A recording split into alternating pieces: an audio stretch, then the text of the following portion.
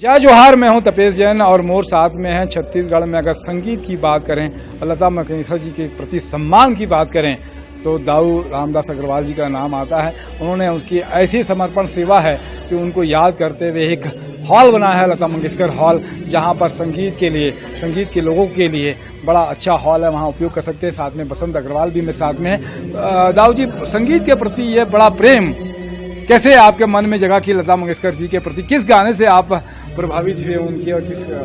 लता जी के तो सारे गाने बहुत अच्छे हैं, खास करके जा रहे उड़ जा रहे पंछी जो बहुत शानदार गाई लता जी ने, और दूसरा गाना था तुम न जाने किस जहां में खो गए।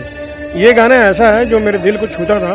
मैं अपने बारे में बता दूं कि मैं संगीत की रुचि मेरे नाना परिवार से आया है। मेरी माता जी की आवाज बहुत बहुत शानदार थी, और 3.5 वर्ष की उम्र में जब मेरी जिम्मेदारी अपने परिवार के प्रति खत्म हो गया, मुझे अच्छा लगा कि मेरे बच्चे अब अच्छी तरह से मेरा व्यापार संभालेंगे।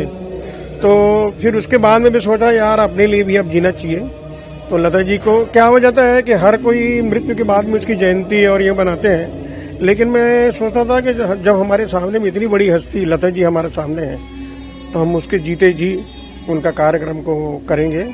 और उसके बाद में पता नहीं कैसे करके कार्यक्रम चालू हुआ जो रुकने का नाम ले रहा है। और कितने कार्यक्रम कर चुके होंगे अभी लता जी के सम्मान में आपने? 15 वर्ष हो गया मुझे अभी काम करते हुए। 21 नवंबर बड़ा कार्यक्रम किया था आपने? हाँ, 21 अक्टूबर को उनका कार्यक्रम अभी किया था मैं, और 4-5 बार लता जी के घर में भी गया हूँ। मुझे पर्सनल मुलाकात की है आपने? मुलाकात भी हुई है, बहुत अच्छी तरह से बातचीत हुई है। और उनके नाम से मेरा भाटा गांव में एक 1.25 एकड़ की जमीन है, तो मैंने उनका नाम भी रखा है लता मंगेशकर गार्डन करके।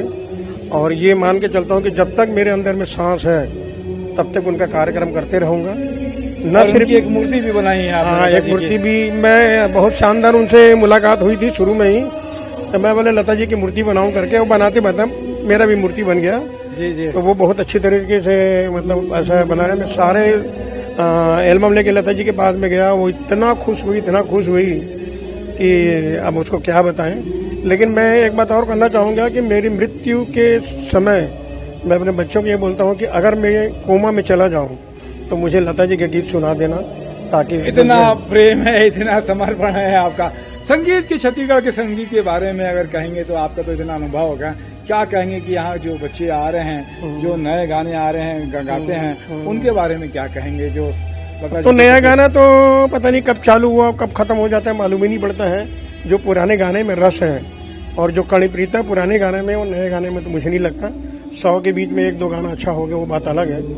बाकी पता नहीं क्या होता है, कैसे इन लोग रचना करते हैं, नए कुछ हटके के चक्कर में किस टाइप के गीतों का निर्माण करते हैं, वो यही लोग जाने। बहुत अच्छी बात है। अपने मन की बात कुछ और कहना चाहते हैं क्या?